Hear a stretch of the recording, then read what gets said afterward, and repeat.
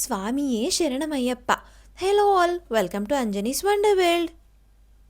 మేము ఇవాళ మా ఇంటి దగ్గర జరుగుతున్న అయ్యప్ప స్వామి పడి పూజకి వచ్చాము. ఈ పూజని మీరు కూడా చూసేయండి. మీలో ఎవరెవరు ఎన్నిసార్లు అయ్యప్ప స్వామి మాల వేసుకున్నారో, ప్రజెంట్ మాలలో ఎవరెవరు ఉన్నారో నాకు కామెంట్స్లో చెప్పండి. అయితే ఈ పూజని చూస్తూ అయ్యప్ప స్వామి గురించి చెప్పుకుందాము.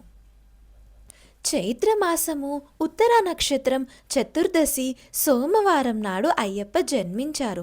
జ్యోతి రూపంగా అంతర్ధానమైన రోజు మకర సంక్రాంతి. క్షీరసాగర మదనం అనంతరం దేవతలకు రాక్షసులకు అమృతం పంచేందుకు విష్ణువు మోహినిగా అవతారం ధరించి కార్యం నిర్వహిస్తాడు.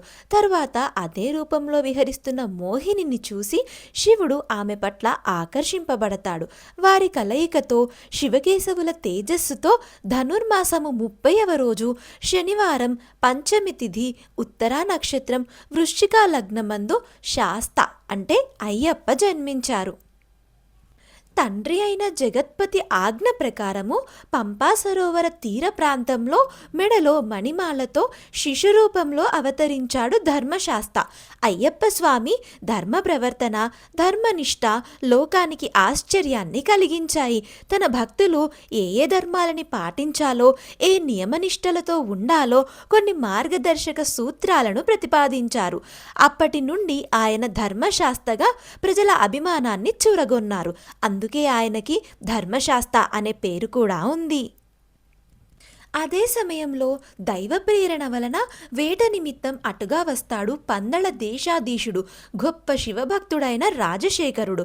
సంతానం లేక అల్లాడిపోతున్న తనను కరుణించి ఈశ్వరుడే ఆ శిశువును ప్రసాదించాడని తలంచి రాజశేఖరుడు ఆనందంతో ఆ బిడ్డను అంతఃపురమునకు తీసుకెళ్తాడు. ఆ శిశువుని చూసి అతన్ని రాణి కూడా ఎంతగానో ఆనందిస్తుంది.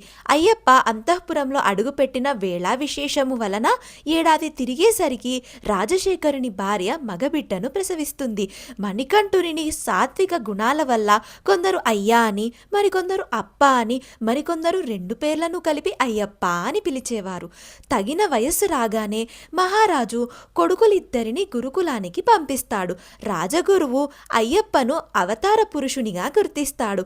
అయినా అయ్యప్ప కోరిక మేరకు కాదనలేక అరణ్య ప్రయాణానికి కావాల్సిన సామాగ్రిని సిద్ధం చేయిస్తాడు. గురుకులంలో విద్యనభ్యసించి వెనుకకు వచ్చిన అయ్యప్పకు రాజ్య పట్టాభిషేకం జరపాలని అనుకుంటాడు తండ్రి.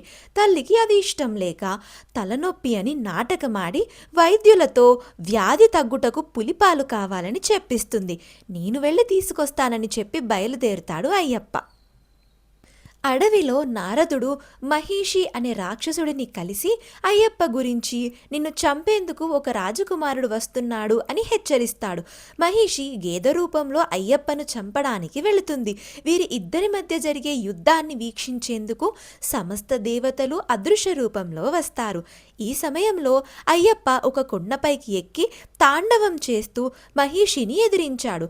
అయ్యప్ప మహిషిల మధ్య జరిగే భీకర యుద్ధంలో చివరిగా మహిషిని నేలపై విసిరి కొడతాడు. ఆ దెబ్బకి గేదె రూపంలో ఉన్న మహిషి మరణిస్తుంది. దేవతలంతా ఆయనను స్తుతిస్తూ ఆయన ముందుకు వస్తారు. అప్పుడు శ్రీ అయ్యప్ప ఇంద్రునితో, దేవేంద్ర, నేను పులిపాలు తెచ్చే నెపంపై ఇలా వచ్చాను కాబట్టి మీరందరూ పులులై నాకు తోడ్పడండి అని అడుగుతాడు. ఆయన కోరికపై అందరూ పులులుగా మారిపోయారు. ఇంద్రుడు స్వయంగా అయ్యప్పకు వాహనమైన పులిగా మారిపోయాడు.